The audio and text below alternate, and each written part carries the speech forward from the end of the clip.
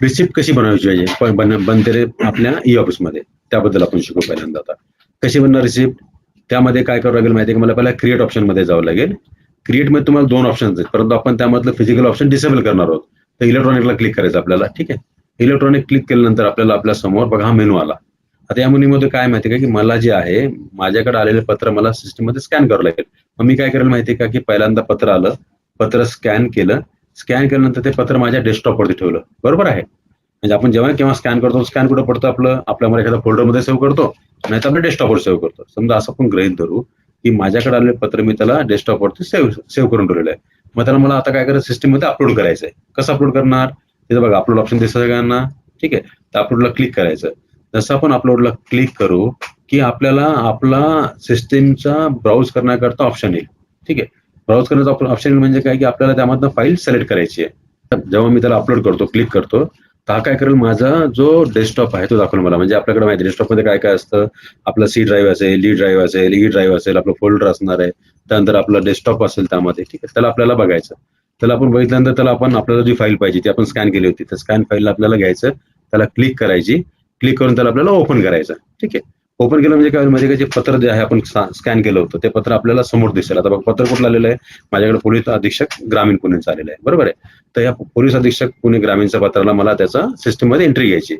कशी घेणार मी, आता हे पत्र कोणी पाठवलं मला, हे पत्र पाठवलं भागवत हिशोबे साहेबांनी. ठीक आहे, मग त्यामध्ये मला त्याचा पूर्ण डिटेल राईट साईडला लिहावं लागेल. म्हणजे कुठले कुठले डिटेल्स त्यामध्ये, की भाषा कुठली आहे पत्राची, मराठी आहे. ठीक आहे, त्यानंतर कम्युनिकेशन कसं आलंय, मला मेलवरती आलेलं आहे का पत्र आलेलं आहे, ते मला फॉर्म्स ऑफ कम्युनिकेशन मध्ये टाकावं लागेल. ठीक आहे, त्यानंतर हे जे आहे हे पत्र माझ्याकडे केव्हा प्राप्त झालं, रिसिव्ह डेट. ठीक आहे, समजा पत्र माझ्याकडे काल प्राप्त झालं होतं 26 तारखेला, मी 26 तारीख लिहिली. लेटर डेट काय आहे बघा, याच्यामध्ये 16/12 आहे. ठीक आहे, मी 16/12 डेट त्यामध्ये सिलेक्ट करतो. म्हणजे कधी कधी काय असतं माहिती आहे का, की पत्राची डेट ही पूर्वीची असते पण आपण त्याला आज घेत असतो, तर आपण 16/12 त्याला सिलेक्ट करू. ठीक आहे, 16 डिसेंबरला. त्यानंतर लेटर रेफरन्स काय आहे का, याच्यामध्ये दिलेला आहे रेफरन्स त्यांनी काय, याच्यामध्ये नेमणुकीबाबत दिलेलं आहे त्यामध्ये. ठीक आहे, तुम्ही टाकलात तरी चांगलं आहे. म्हणजे कसं आहे, जेवढं तुम्ही जास्त माहिती याला देणार तेवढ्या विविध प्रकारे तुम्ही हा जो लेटर आहे सर्च करू शकाल फ्युचरमध्ये. ठीक आहे, रेफरन्स नंबर टाकला, त्यानंतर डिलिव्हरी मोड कसं आलं माझ्याकडे, बाय हँड आलेलं आहे की बाय स्पीड पोस्ट आलेला आहे, की कोणी स्वतः देऊन गेलेला आहे, का कोणी मेसेंजर होता, हे सगळं आपल्याला त्यामध्ये टाकावं लागेल. त्यानंतर जे आहे तुमचं सेंडर टाईप, ठीक आहे, सिटीजननी पाठवलं होतं का आणखीन कोणी पाठवलं होतं ते आपल्याला सिलेक्ट करायचं. ठीक आहे, त्यानंतर हे पत्र व्हीआयपी आहे का. आता व्हीआयपी म्हणजे कोण कोण आपल्याकडे, महाराष्ट्राचं गोष्ट केली तर आपल्याकडे MP आहेत, त्या MLA आहेत, MLC आहेत, मिनिस्टर आहे. ठीक आहे, हे काही की जे व्हीआयपी, त्या व्हीआयपी आपल्याला रेफरन्स त्यामध्ये आपल्याला देता येईल. ठीक आहे, त्याची एंट्री आपल्याला सिस्टम मध्ये करावं लागेल.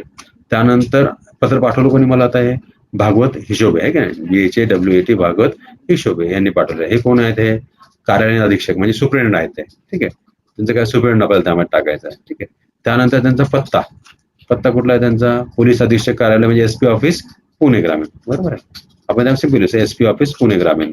ठीक आहे, त्यानंतर जे आहे ते त्यानंतर जे आहे आपल्याला त्यांचा, हे बघा यामध्ये आणखी लक्षात ठेवण्याची गोष्ट आहे की मोबाईल नंबर आणि ईमेल ऍड्रेस समजा आपण त्या पाठवण्याचा घेतला, तर आपल्याला आपल्या सिस्टीम मार्फत त्याला त्याच्या मोबाईलवरती एक SMS जाईल. कुठला SMS जाईल त्याला, की तुमचं पत्र आम्हाला प्राप्त झालं आणि आपल्या पत्राला प्राप्त पत्राला असा असा नंबर मिळालेला आहे, फाईल नंबर तुमचा. ठीक आहे, आपण आता ते एक सिटीजन सेवा आपण देतोय, त्यामध्ये तुम्हाला जाऊन तो सर्च करता येईल. ठीक आहे, त्यानंतर ईमेल टाकला तर ईमेलला पण तुमचा अलर्ट त्यावरती जाऊ शकतो. ठीक आहे, त्यानंतर बघा आता खाली आणखीन तिसरी कॅटेगरी दिली, यामध्ये कुठली कॅटेगरी आहे,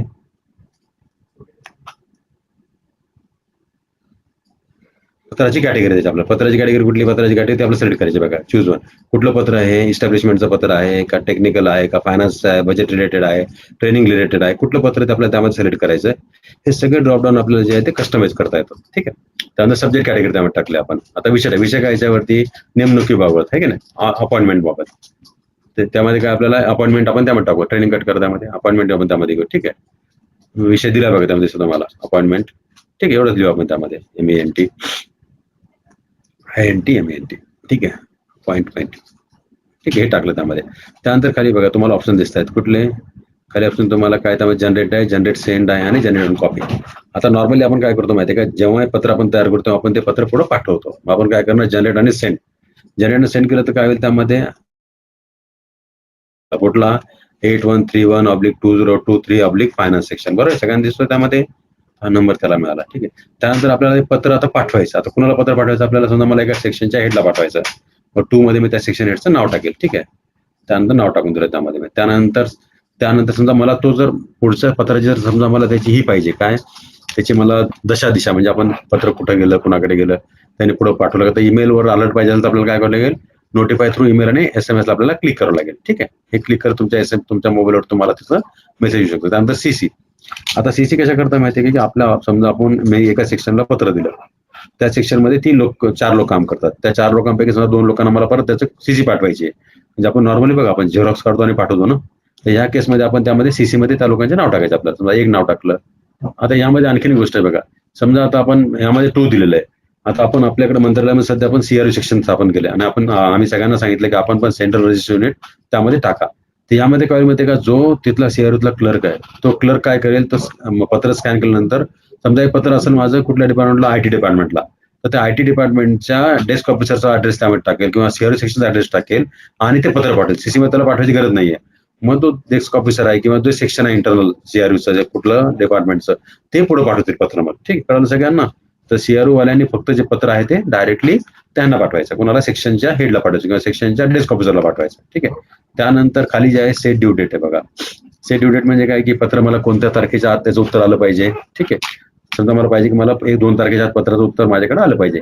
ठीक आहे, त्यानंतर ऍक्शन कशा करता पाठवते मी, मीटिंग करता पाठवतोय किंवा प्लीज कॉल करा किंवा डिस्कस करा, फाईलमध्ये पुटअप करा की एक्झामिन करा. ठीक आहे, या बाबतीमध्ये मला त्या सिलेक्ट करायचं आहे. हे सगळे ड्रॉपडाऊन आपल्या ऍक्शनचे त्यामध्ये सिलेक्ट करता येते. ठीक आहे, त्यानंतर रिमार्क. आता हा जो रिमार्क आहे ना, हा रिमार्क आपण जो पत्रावर लिहितो ना, हा रिमार्क म्हणजे जो पत्रावर लिहितो, पत्रावर लिहिलेला रिमार्क आहे. आपण लिहितो ना काय केलं होतं की please put up in a file किंवा माझ्या डिस्कस करा है ना, किंवा माझ्यावर मीटिंग मध्ये या किंवा मीटिंग अरेंज करा, हे जे आपण पत्रावर लिहितो आपल्या याच्यावरती तो रिमार्क आपण त्यावर लिहितो. ठीक आहे, त्यामुळे हे जी रिमार्क समोरच्या व्यक्तीला लगेच रिमार्क त्यामध्ये दिसून येईल. ठीक आहे, आता झालं माझं काम. याच्यामध्ये डायरेक्ट सेंड करायचं. आता सेंड केलं काय होईल, डायरेक्टली ते पत्र कुणाला पाठवत, लक्ष्मीनारायण गरजे, त्यांना ते पत्र निघून जाईल. आता पत्र जाईल कुठं माझं, हे पत्र माझं जाईल सेंड मध्ये. आता बघा यामध्ये आलं कुठलं काय आले, 8131 आलं, त्यानंतर अपॉइंटमेंटचं आलं त्यामध्ये, त्यानंतर भागवत कोणी पाठवलं पत्र त्यांचं नाव आलं त्यामध्ये, सेंड टू आलं कुणाला पाठवलं, सेंट ऑन डेट आली, ड्यू डेट मी दिली होती, ड्यू डेट यामध्ये आली, रिमार्क आले बघा, please see and put up in the file. ठीक आहे, त्यानंतर याच्या पुढे 2 ऑप्शन असतात. कुठले बघा, P आणि पुढचं जे आहे तुम्हाला ते आहे ते पुल बॅकचं ऑप्शन. म्हणजे काय माहिती आहे याचा अर्थ की समजा हे पत्र मी पाठवलं पण मला असं कळालं की हे पत्र चुकून पाठवलं लक्ष्मीनारायण गरजेंना, तर मी पत्र डायरेक्टली ते ओपन त्यांनी जर ओपन केल्यानंतर मी डायरेक्टली ते पत्र माझ्याकडे घेऊ शकतो.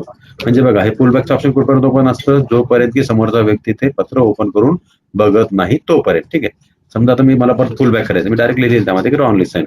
म्हणजे अशा प्रकारे आपण पत्र वापस मागून घेऊ शकतो किंवा पत्र पुढे परत फॉरवर्ड करू शकतो. ठीक आहे, हे कळलं सगळ्यांना. आता आपण जे कुठली प्रोसेस केली आपण आता हे ई ऑफिस मध्ये टपाल CRU मध्ये आल्यानंतर ते टपाल कुणाला पाठवायचं ही प्रोसेस आपण समजून घेतली.